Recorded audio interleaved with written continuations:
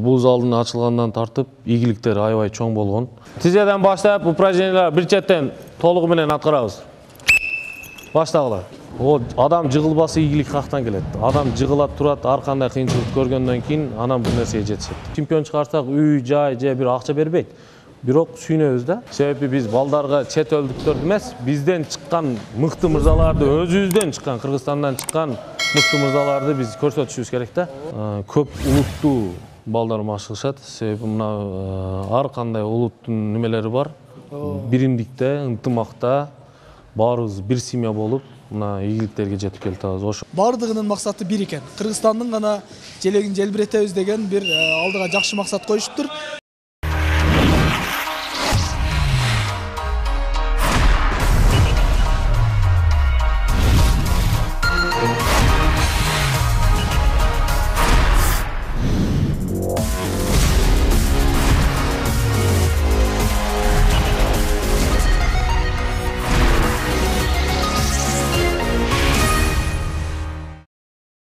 Саламатсыздар, урматтуу теле көрүүчүлөр. Бүгүнкү биздин көрсөтүүбүздө Мамыр мырзанын ошол спорт залында кандай ийгиликтер жаралып жатат, деги эле Кыргызстанга спорт жаатында кандай салым кошуп жатат, ошол тууралуу көрсөтүү даярдамакчыбыз. Мамыр мырза, саламатсызбы? Assalamu alaikum. Залыңызда кандай жаңылыктар бар? Бул залдын ачылгандан тартып ийгиликтери аябай чоң болгон. Пандемияга байланыштуу кичине бир аз токтолду. Андан кийин Кудайга шүкүр баары жакшы болуп. Пандемияда машыккан жоксуздар да? Пандемияда токтотулду. Себеби мына жугуштуу касал болгон үчүн токтотулуп, азыркы учурда 2021-де биз жакшы ийгиликтер менен чыктык. Себеби мен өзүм Ош облусунун кикбоксинг боюнча вице-президент болуп, дайындалып, андан кийин республиканский турнирлерди бияка алып өтүп, ошондой эле биздин президентибиз колдоосу жана ошондой эле мэрдин колдоосу, спорт комитетибиздин колдоосу менен бул жактагы республиканский турнирлерди бул Ошко алып келип, биздин залыбыздан чемпион Киргизия, ошондой жакшы мыкты спортсмендер чыкты. Чыгып атат дальше. Азыркы учурда Кудай кааласа келечекте биздин залдан дүйнөдө Кыргызстан желегин желбиреткен мындай жакшы, мындай мыкты спортсмендер чыгат деп ишенем. Спорттун канча түрү өтүлөт? Бизде вольный борьба, эркин күрөш, кикбоксинг, ММА и аралаш, эрежесиз күрөш. Ошондой эле ушул күрөш, кикбоксинг, ММА боюнча, грэпплинг боюнча, 4 спорт бүт боюнча. Кикбокс боюнча машыктыруучу болуп. Мен кикбоксинг боюнча иштейм. Сизге суроода мисалы ушул түштүк жергесинде айрыкча эрежесиз эруш аябай мындай күчөп бараткан сыяктуу. Сиз кайсыл тармагына көбүрөөк басым жасап атасыз? Акыркы убакта мен дагы ошо эрежесиз уруш боюнча өзүм дагы мушташып, өзүм дагы катышып жүргөн бул спорт турга. Аябай кызыктуу спорт. Бул дагы не десе болот. Дүйнө боюнча буну баарыбыз билебиз. Биздин Кыргызстан bunday немеде биринчи орунда турат. Себеби биздин мырзалар, биздин Кыргызстандын жигиттери аябай күчтүү. Бирок мен азыркы учурда ушул кикбоксинг боюнча Ош облусунун вице-президенти болгондон кийин азыркы учурда кикбоксингге басым жасап, мына кикбоксингди өнүктүрүү үчүн бар күчүмдү ушуга жумшап атам. Мына 99-жылдары, 2000-жылдары билесиз да, бизден ошо Жамболот Амантаев сыяктуу мыкты кикбоксерлор болгон да, дүйнөнү дүңгүрөтүшкөн. Ошол атактуу Болоянг келген, Бишкекке келип өзү катышып. Азыр кандай, деңгээли кандай? Ошондо аябай дүйнөдө биринчи орунга чыккандай сезилген да? Ооба. Ол мезгилде чындап эле спорттун түрлөрү азыраак болгон. Себеби кикбокс, бокс жана ошондой эле самбо деп ошо спорттун 2-3 түрү эле болгон. Ошондуктан көпчүлүк мисалы ушул спортко берилген да. Азыр эми мен ойлойм, ар ким өзүнүн тармагында мисалы баарыбыз эле ушу Кыргызстан желегин немесинде Кыргызстан желегин көтөрөбүз деп аракет кылтабыз. Дегеним ар ким өзүнүн күчү жеткен жактан балдарды алып чыксак, ошондо Кыргызстан желегини Кудай буйрса эң чокулар көтөрөбүз да. Ар бир федерациянын ошо президенттери, вице-президенттери аракет кылса эле баары өнүгөт. Албетте.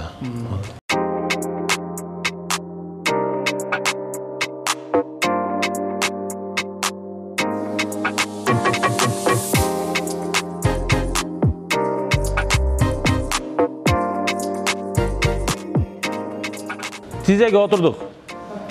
Тизеден баштап упражнениялар бир четтен толугу менен аткарабыз. Баштагыла. Азыр булар кайсы спорттун түрү менен машык атат? Кикбоксинг боюнча. Боксинг боюнча. Канча саат машат? 1 saat 40 minut. 1 saat 40 minut. Бирок 2 saat кетет, ошо кийинип, чечинип, ошо формалардын алмаштырыш сыяктуу. Жалпы убакыты 2 saat кетет. Жалпы ооба. Бул кичинекейлерге мындай оор келип калбайбы? Жок, кичинекейлерди карап, ошо жеңилдик кылып, мындай возможностуна карап, ооба. Олорго эч кандай басым жасабайбыз, себеби алардын кичине организмин үйрөтүп, анан өзү убакыт келет, өзү уйганып мындай ошо кылам деген убакыттан анан баштайбыз да. Ушул жаштардын арасында мындай көзүңүз жеткен таланттуу балдар барбы? Ооба. Таланттуу балдар бар, ооба. Билесиздер аны, таланттуу экенин. Булар тренировканы кылып атканда өзү билинип калат. Машыгууларда бир көнүгүүдү кылып атканда кимдир бирөө мына ушул сетканын акырына чейин барат, кимдир бирөө жарымынан туруп кетип калат. Жалкоо болупчу, чыдамдуулук. Анан ошондой эле практический түрдө мына кикбоксинг боюнча достук мелдештерде же болбосо турнирлерге чыкканда же болбосо ушу залга келип уже адамдын мамилесинен, жүрүм-турумунан, маданиятынан, воспитание ошондой нерселерден уже бизге келгенде эле уже бул нерсе билинет да. Мамыр азыр ушул биздин көрсөтүүнүн башкы каарманы сиз болуп каласыз да негизичи. Сиз жөнүндө болуп калат көбүрөөк. Сиздин спорт залыңыздын ийгиликтерин тартабыз, бирок сиз көбүрөөк маалымат бересиз азырча. Сиз качан спортко кадам таштагансыз, анан алгач кандай спорт менен алек болгонсуз? 4-класстан баштап спортко келгем. Спортко бизде ол убакытта спортко өзү барыш өзү билесиз, кыйынчылык, акча жок, шарт кыйын, форма алсаң печатки жок, же болбосо ушуга окшош бир өтө кыйынчылыктар болгон. Эгерде форма алып барсаң, залга төлөгөнгө акча жок. Бул нерсени баягы адамдын өзүндө болсо, миң кыйынчылык болобу, эмне болсо дагы ошо алдыңыздагы тоскоолдуктарды жеңип өтүп, анан максатка жетесиз да. Эгерде адам ушул чокко чыгыш керек болсо, адам даяр туруш керек экен. Себеби ушул кол сынат, ар кандай тоскоолдук, ар кандай кыйынчылыктарда өткөндөн кийин анан максатка жетет да. Просто ийгилик жок, Жок. О адам жыгылбасы ийгилик кактан келет. Адам жыгылат турат, ар кандай кыйынчылык көргөндөн кийин анан бул нерсеге жетишет. Сиз өзүңүздү мындай машыктыруучу катары элестете аласызбы? Ооба. Танасызбы? Ооба. Машыктыруучулук кыла алам деп. Албетте. Себеби бул суроону бергеним, мисалы спорттун өнүкпөй калышына дагы мындай сабатсыз машыктыруучулардын көпчүлүгү да. Ооба. Бул бай иликтөө негизинде айтылган сөз да. Анда ушуга кандай карайсыз? Машыктыруучулардан көп нерсе көз каранды да. Адамда тренерлердин ар кандай түрү бар. Кимдир бирөө өзү боец болот, бирок балдарга үйрөтүш бир немелери азыраак болуп калышы мүмкүн. Талант жок болушу мүмкүн. Кимдир бирөө өзү боец эмес, же болбосо мындай бойго чыккан эмес, чемпион эмес, бирок мотиватор, бала менен иштөө немеси күчтүүрөөк болушу мүмкүн да.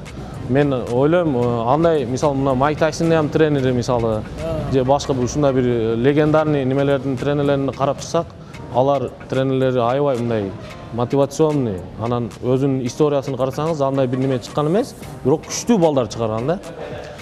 Бул тренердин өзүнүн изденүүсүнө карайт, адамдын өзүнө карайт. Азыр мен ойлошумча, мен да колумдан келгенче аракет кылам, балдар менен иштеп атканда өзүм билген нерселерди иман адеп жактан сүйлөп, балдарды себеби биринчи ушул өзүңүзгө көнүктүрүп, жүрөктөн жакын кылып алсаңыз, анан балага катуу тийсеңиз дагы мисалы, ошо бала ошондой нерсеге даяр турат да.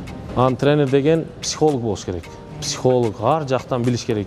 Баланы мындай көзүнө карап туруп, жакшы болобу, жаман болобу, ар жактан өзүнүн жолу менен алып чыгып кетиш керек. Ошондо анан бала чемпион чыгарышыңыз мүмкүн да. Сиздин мына сөзүңүз жакты да магачы азыркы айткан сөзүңүз. Мына ыйман жактан, мындай тарбия жактан айтып деп түшүндүрүп айтам деп атпайсызбы? Мен Бишкекке барганда ошол Кенжебек Чекиров Мусулман Куладыбаевдин тренери ошол менен сүйлөшүп калсам айтып калды да. Биринчи кезекке мен окуучуларга тарбияны коем дейт. Ооба. Анан физический ошол машыгууну баштайм. Көчөдө кандай жүрүш керек, коомдо кандай, чоң өзүнүн улууга кандай мамиле кылыш керек, кичүүгө кандай мамиле кылыш керек, Кыргызстандын жараны катары Кыргызстанга кандай мамиле кылыш керек, ушуларды үйрөтөм. Сизде да бар экен да демек ушундай. Ооба, бизде албетте бул ар тренировканын башында биз сөзсүз балдар менен көбүрөөк тренировканын башында азыраак неме кылабыз да, бирок после тренировка балдар менен отуруп бул албетте сүйлөшүүлөр болот. Себеби билесиз, мекенди сүү имандан, Значит, мекенди суу ыймандан дегенден кийин бул Кыргызстан желегин көтөрүш милдет. Спортсмен болуш багына бир жаман жолду тандаш эмес, же бир башка бир нерсе эмес да. Сиз айткан Кенжебек Чекиров агайыбыз, биздин дагы агайыбыз болот. Чогуу иштешип, ушул немелер боюнча, грэплинг боюнча Кыргызстан президент болуп турган мезгилде чогуу иштер алып барганбыз. Аябай жакшы агай. Бирок балдарыбыз ошол мына туура тарбия бере алсаңыз, балдар келечеги бар болот да. Келечекте анан бир нерсеге ийгиликке жетишет. Бул тарбияда иш көп. Сиз өзүңүз канча жаштасыз азыр? Мен азыр 32 жашта. 32 жаштасыз. Өзүңүз кандай машыктыруучулук менен алек болуп калдыңызбы же спортчу катары дагы жүрөсүзбү? Жок, мен өзү бир канча бир окууларды бүттүм. Мэрияда 10 жыл иштедим. Бирок бул спорт мен үчүн мындай жашоодо эң негизги ишим болуп калды. Себеби Спорттон кача албапсыз да? жок, спорт менен жашап, бул спорт адам жашоо дүйнөбүз болуп калды да. Мына бир жаш чемпиондорду чыгарсаңыз, бир канча сүйүнүч. Бул бизге бирөө бул чемпион чыгарсак, үй, жай же бир акча бербейт. Бирок сүйүнөбүз да. Бир жакшы Кыргызстандын келечегине жарай турган мыкты бир жакшы бир спортсмен чыгардык депчи. Ошон үчүн бул биринчиден бул кылган иштерибиз биринчиден Алла үчүн, экинчиден ушу Кыргызстан мекенибиз үчүн кошкон салымыбыз болуп эсептелет. Ар бир Кыргызстан жараны мен ойлойм, Кыргызстан салым кош үчүн албетте өзүнүн кичине жертва кылып, колунан келген аракетти кылсак, ошондо анан Кыргызстандын өнүгөт. Болбосо кантип кошот деңиз? Анда өнүгүү кыйын болот. Ар бир жаран ушул нерсени ойлонуш керек. Албетте. Демек.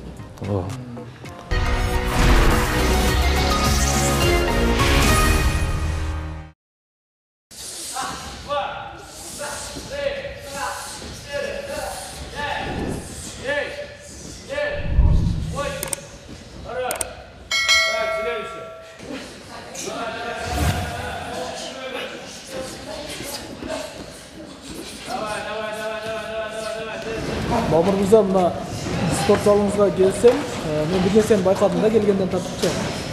Кайсы спорт залга кирсеңиз, чет өлкөнүн спорт залы эле эмес, деги эле чачтар ачканабы же кафеге же кандайдыр бир салонго кирсең да чет өлкөнүн адамдарын, чет өлкөнүн жылдыздарын үйлөп алышат да сүрөттөрүн. Сиз биздин ошол эле мына Канатбек, Ратбек Санатбаев, Баяман Эркенбаев, бүт ошо Канатбек Алиевтерди бүт биринчи кылып үйлөпсүз да. Идея кимики? Идея бул турсун айтайын, бул мен досум Актилек Асанов деген досум болгон. Азыр ушул залды чогуу неме кылабыз. Ошол досумдан чыккан идея.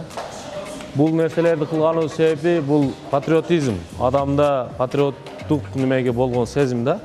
Себеби биз балдарга чет өлдүктөрдү эмес, бизден чыккан мыкты мырзаларды, өзүбүздөн чыккан, Кыргызстандан чыккан мыкты мырзаларды биз көрсөтүшүбүз керек да. Себеби биз чет өлдүктөр, наоборот, бизге карап калыш керек. Мына Кыргызстанда мындай адамдар чыккан деп.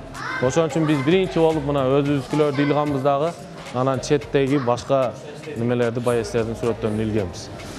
Ошол. Бул дагы жаш балдарга мындай стимул берет да. Албетте. Кыргызстандан ушундай чемпиондор чыгып тур, биз дагы чыксак болот экен да деген мындай. Албетте. Ой келет да. Албетте, бул азыр биз ошо мезгилде илгенибиз үчүн бул бир канча жыл болду, бирок азыркы учурда мына бир канча мушкелерибиз чыкты, канчалаган тарыхта кала турган биздин өзүбүздүн кыргыз мырзаларыбыз чыкты мына. Мисалы ошондой балдар не кем бар башкалардан. Себеби башкалар эч кандай айырмасы жок. Чем алар караганда биздин балдар күчтүүрөөк. Ошондойлор өзүбүздүн балдарды илсек, анан кийин биздикилер ошого карап алдыга интилат да. Чет элдиктер анын четке чыгып кетпейби? Конор же болбосо Хабиб, олар дагы биз сыяктуу адам. Алар кылган нерсени биздин мырзалар ham кылып жатпайбы? Иншалла келечекте биздин немелердин үмүт чоң. Ийгиликтер дагы көп болот, Кудай буйрса. Бул залга келгениме 1,5 жылдын жүзү болуп калды. Ойлогон ой максаттарым бардыгына эле Кудай буйруса жетип келатам. Жакында республиканский чемпионат болот. Ошого катык даярданып жүрөбүз. Менин максатым олимпийский чемпион болуу. Ага экөөбүз ошону сүйлөшүп, ошого даярданып жүрөбүз. Кудай кааласа 2024 олимпиадага даярданабыз. Кудай кааласа ошого барабыз иншалла. Буюрса бар жок жактан биринчиликтерди алып келебиз. Биз Мамыр агайыбызга рахмат, бизге эң сонун тренировка кылдырат. Мен үчүн билбейм, мен кичинекейимден кызыкканым үчүн тез көнүп кеттим, тез үйрөнүп, көп бойлорду өткөрдүм. Үйдөгүлөр колдоп келишти, ошондуктан ушул неме жетишип жүрөм даражага, көптөн бойлор катышып. Максат ошол, иншалла чемпионка болуш, Кыргызстандын желегин таанытыш, башка өлкөлөргө чыгып, ошо Кыргызстан желбиретиш эле. Кыргызстан флагын көтөрүп ошо. Балдар, азыр силерге ар дайым Кудай ар тренировкада айткандай, биз бири-бирибизди сыйлашыбыз керек, билесиңер да. Анан сый урмат болсо, анан кийин жакшы болот. Бул тренировка дегени көчөдө чыгып бирөөдү уруш же максат башка нерсе болуш эмес, же бирөөдү бир нерсе кылып келиш эмес. Максат бул биринчиден күчтүү мусулман болуш. Намаз окуп, үй бүлө үчүн, Кыргызстан мекенибиз үчүн. Билесиңер, мекенди сүй имандан дейт. Ар бирибиз жакшы күчтүү болсок, ошондо анан бир ишке жарайбыз. Ата-энебиз кызматы дегендей, үйдөгү иштерде, биякта, анан ошондо анан силерден бир чемпион, жакшы бир спортсмен чыгат. Билесиңер, бизде максат бир эле. Ол максаты ушу Кыргызстандын желегини дүйнө боюнча эң жогорку деңгээлде ошо желбиретиш. Ошондуктан бул ар кимге насип этпейт. Кудай буйрса, ошол нерсеге жетиш үчүн каттуу аракет кылышыбыз керек. Түшүндүк, а? Кеттик, давай. Ишле.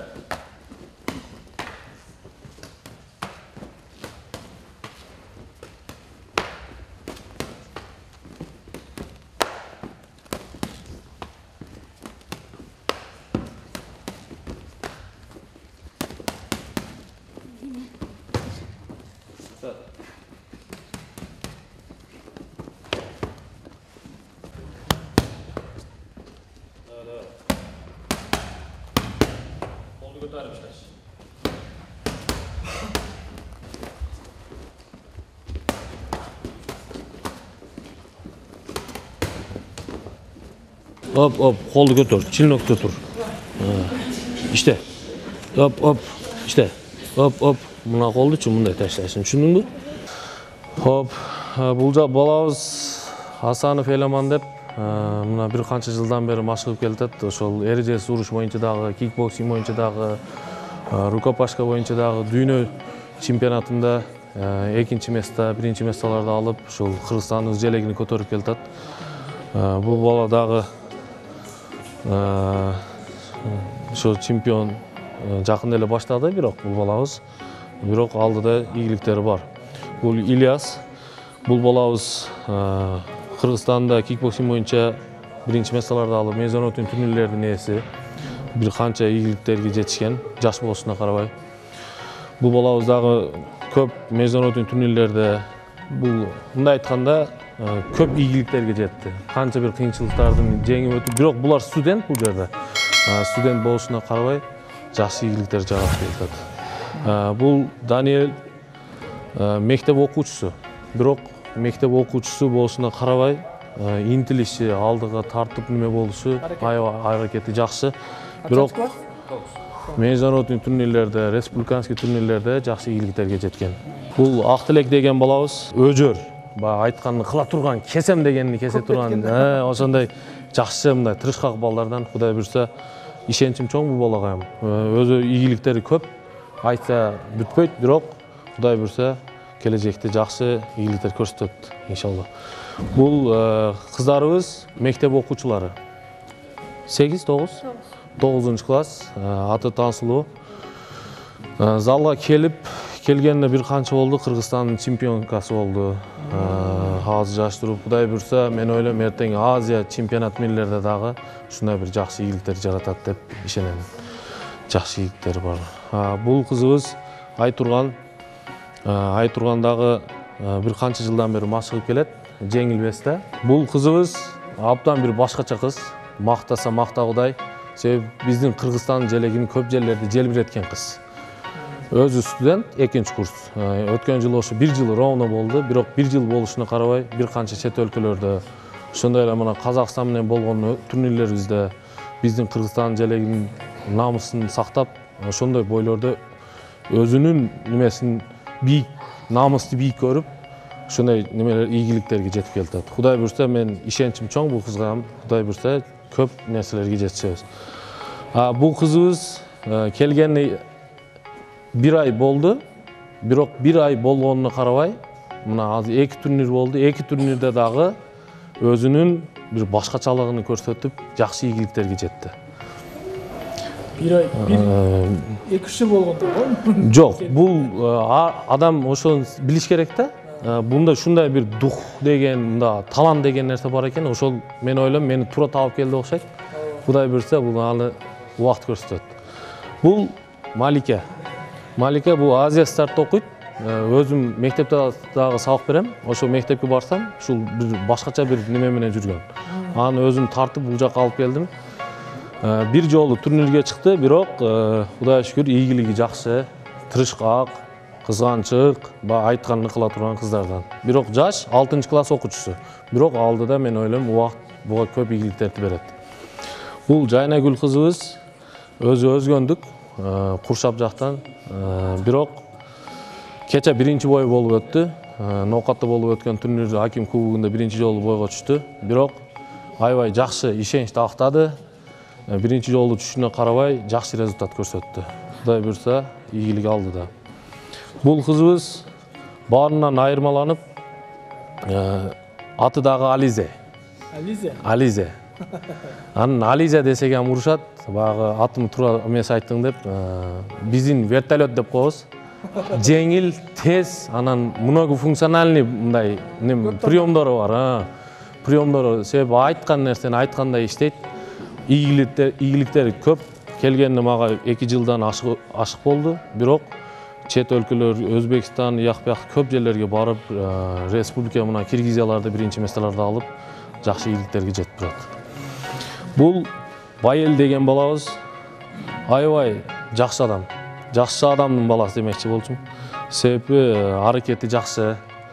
Жол узак болсо дагы келип залды убагында кылып, мына Кыргызстан Республика чемпионатында, международный турнирлерде жакшы ийгиликтерге жетип келатат. Бул бала Абдуллах. Абдуллах 6 жашта келген. Мына азыркы учурда чемпион өзгөрүү аябай чоң. Себеби мына биздин балага болгон ишеничибиз, ата-энесинин болгон ишеничи бул баланы аябай чоң деңгээлде өстүрдү. Кудай буйрса, бул баланы мен ойлоп атам, мировой аренада алып чыгам деген үмүтүм чоң. Себеби бул бала республика, международный кайерге барса дагы азыр Абдуллах десе баары тааныйт. Бул бала Яхьябек, өзүмүн чоң балам, өзүм уулум.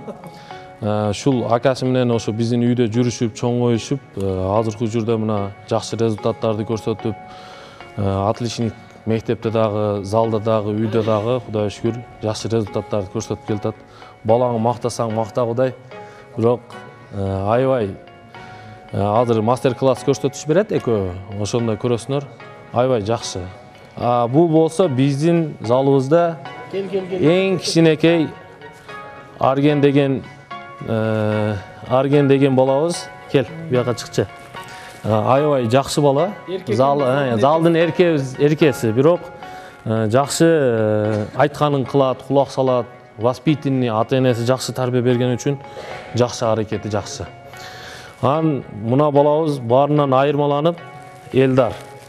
Көп сүйлөбөйт, бирок ишти аракетти көрсөтөт. Көп сүйлөбөйт, ишти аракетти көрсөтөт. Иш жүзүндө көрсөтөт. Көп сүйлөбөй, бирок ишти көрсөтөт. Ошон үчүн көп ийгиликтери болду. Турнирлерге катышып, көп немелерде, бирок Кудай буйрса жаш, эми мен ойлойм келечекте өтө күчтүү, мыкты, жакшы жигит мырзалардан болуп жетишет Кудай буйрса. Ошол. Бул жерде бир суроо да. Мына өзүмдүн уулум дедиңизби? Ооба. Атасы өзүнүн уулун машыктырганда, башка машыктыруучу машыктырганда эле жыйынтык болобу же? Мен Үйдөгүдөй болуп калбайбы? жок, баламыз менен туура эми залда баягы мындай неме болушу мүмкүн, сөзүңүздө жан бар. Бирок мен ошол себеп мен бул балам өзүм дагы үйрөтөм. Анан ушул мени өзүм агайларым, мына өзгөндө жакшы күчтүү агайларыбыз бар, чемпион балдарыбыз бар, башка залдарга жөнөтүп турам. Чтобы практически көрүп келсин. Мен үйрөтүп аткан нерселерди ал жерде иштеп, анан алардан опыт алып дегендей. Практика жүзүндө ошо пикир алмашуу немесинде ошентип башка залдарга же болбосо башка бир тренерлерге жөнөтүп, ошо бир жума, 10 күн ошентип немелерге жөнөтүп турам. Мамыр мырза, сизге терең ыраазычылык билдиребиз.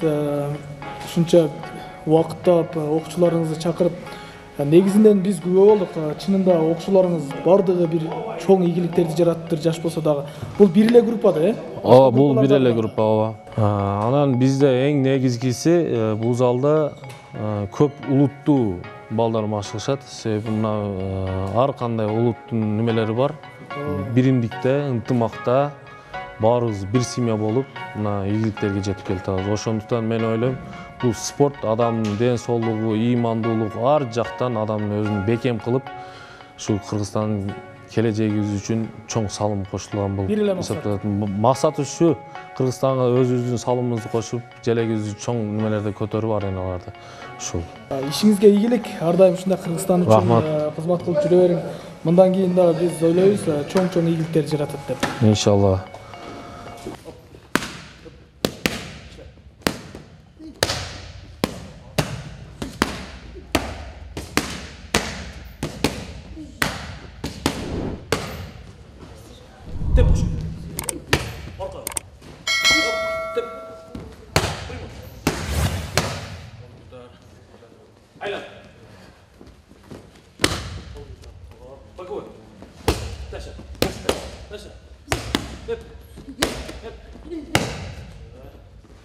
Урматтуу эле көрүүчүлөр, өзүңүздөр көп болдуңуздар. Мына көп улуттуу спорт зал экен, бирок ушул чакан гана спорт залдан эмне деген ийгиликтерди жаратканына көп болдук.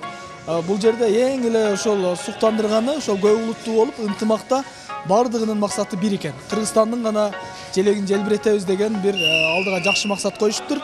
Эмне дейбиз? Ийгилик.